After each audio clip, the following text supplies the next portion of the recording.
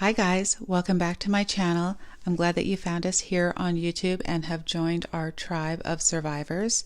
And today I want to talk about this one thing that really helped me, and I want to share it with you guys, and it's kind of a homework assignment.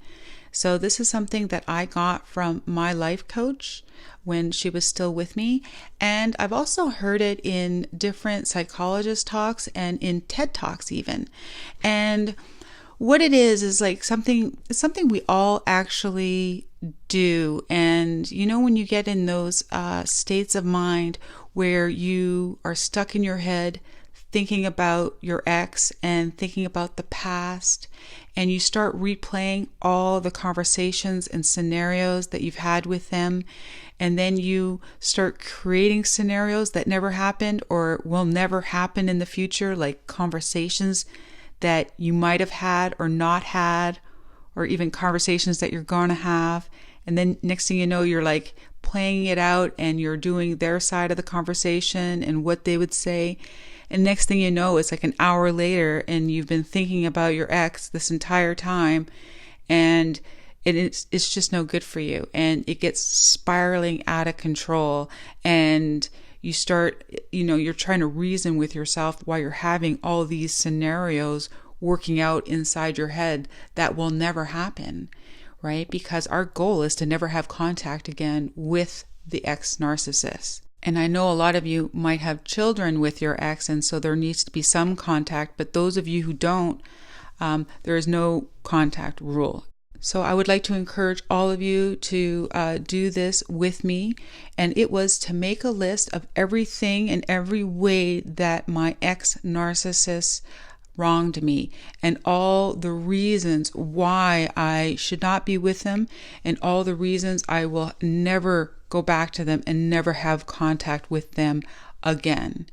So I make a list about 10 to 25 points in point form of just all the horribleness of things they ever did to me, and how selfish they are, and how only self-gratifying they are, and using me, and just make a list of, and get as personal or as detailed as you want with it.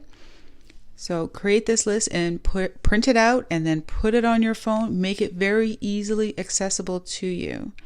Now, and I want you to read this list every time you find yourself thinking about your ex, or even getting stuck in those fictitious conversations that have never happened and never will happen, and trying to work things out in your head, because it will do you no good.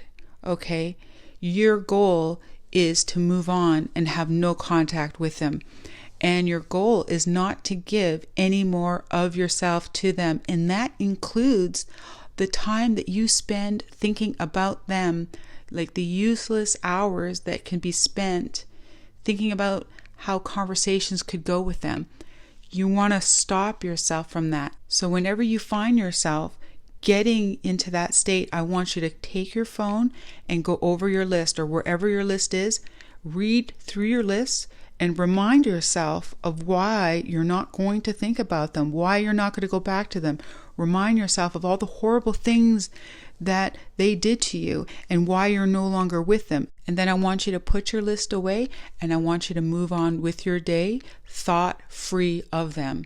You want to release yourself from having these long processed thoughts about your ex, because you need to turn all those thinking efforts, those thoughts, those efforts in improving yourself, right? You don't want to be thinking about them, because that is energetically giving them fuel, even though you don't have contact with them. And, and some of this, and I believe this too, and trust me guys, I am so guilty of this. I really am.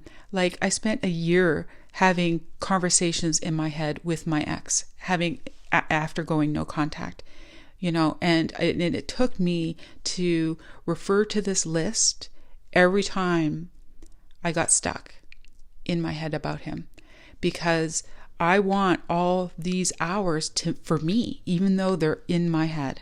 We don't want them to get any more of our fuel. And all these hours spent thinking about them in the past and these useless thoughts is time that we can put towards ourselves. Okay, so you deserve this for yourself. So Whenever this happens, take out your list, read it, and then put it away and forget about them and move on with your day. And you're going to notice as time goes on, you need to take out that list less and less often. And you no longer give any of your time thinking to them.